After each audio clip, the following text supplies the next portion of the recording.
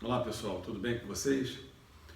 Hoje nós vamos para o vídeo número 9 e vamos continuar a falar sobre as leis naturais ou leis de Deus. Hoje vamos falar sobre a lei de reprodução. Já falamos sobre lei de adoração, lei do trabalho e hoje damos continuidade com a lei de reprodução.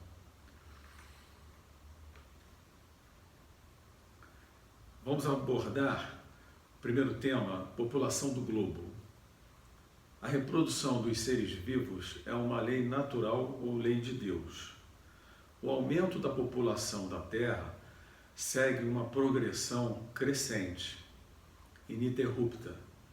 Porém, Deus mantém sempre o equilíbrio na natureza. Dessa forma, se mantém a harmonia do conjunto como um todo. A população nunca será em excesso. Sucessão e aperfeiçoamento das raças.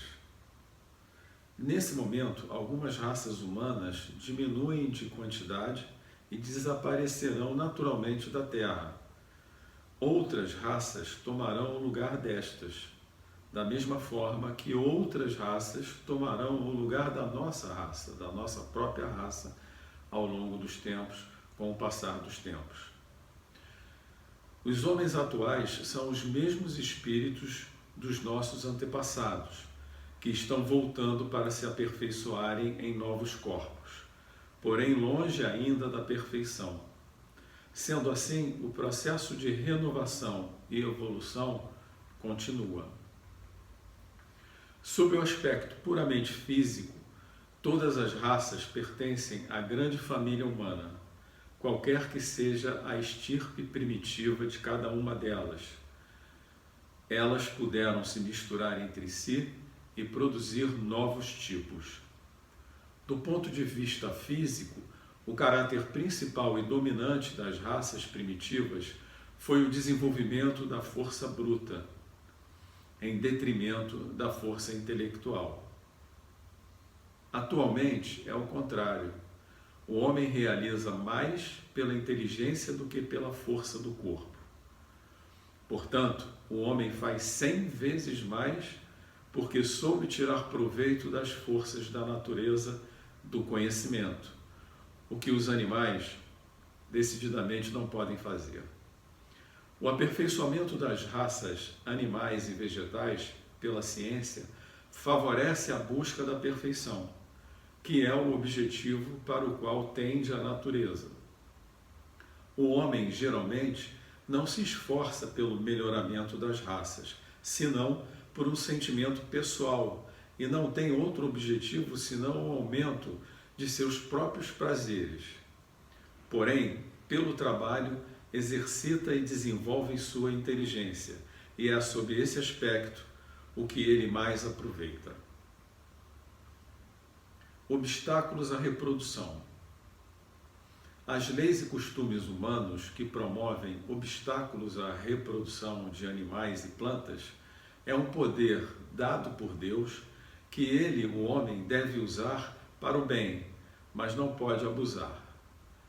Ele pode regrar a reprodução segundo as necessidades, mas não deve entravá-la sem necessidade. A ação inteligente do homem é um contrapeso estabelecido por Deus para restabelecer o equilíbrio entre as forças da natureza. Os animais também contribuem para o equilíbrio da natureza, por meio da lei de destruição, que veremos no momento oportuno. Promovendo sua própria conservação, eles detêm o desenvolvimento excessivo e talvez perigoso de espécies animais e vegetais de que se nutrem. Os meios que se utilizam os homens para deter a reprodução, tendo em vista apenas a satisfazer a sensualidade, prova a predominância do corpo sobre a alma e o quanto o homem ainda está materializado. Vamos falar agora sobre casamento e celibato. O casamento, ou seja, a união permanente de dois seres, é um progresso na marcha da humanidade. É um ato necessário para a evolução do ser humano aqui na Terra. A abolição da instituição do casamento seria o retorno à vida animal, seria o retorno à infância da humanidade e colocaria o homem abaixo mesmo de certos animais que lhe dão o exemplo de uniões constantes. A união livre e fortuita dos sexos é um estado natural. O casamento é um dos primeiros atos de progresso das sociedades humanas, uma vez que estabelece a solidariedade fraternal.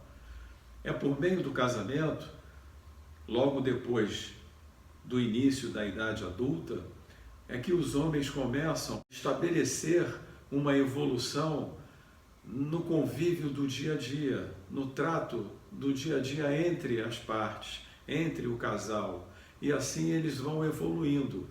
Esse contato, esse convívio, as discórdias, né? O amor, o carinho, a convivência faz com que o homem evolua mais rapidamente. A indissolubilidade do casamento é uma lei humana muito contrária à lei de Deus. Ora, se não é possível conviver, se não há mais amor, mais prazer em conviver juntos, por que não se separar? Não é verdade? O celibato voluntário, por egoísmo, desagrada a Deus. Porém, o celibato, com o objetivo do indivíduo de devotar mais inteiramente ao serviço da humanidade, é meritório. Quanto maior o sacrifício, maior o mérito. Vamos falar sobre poligamia.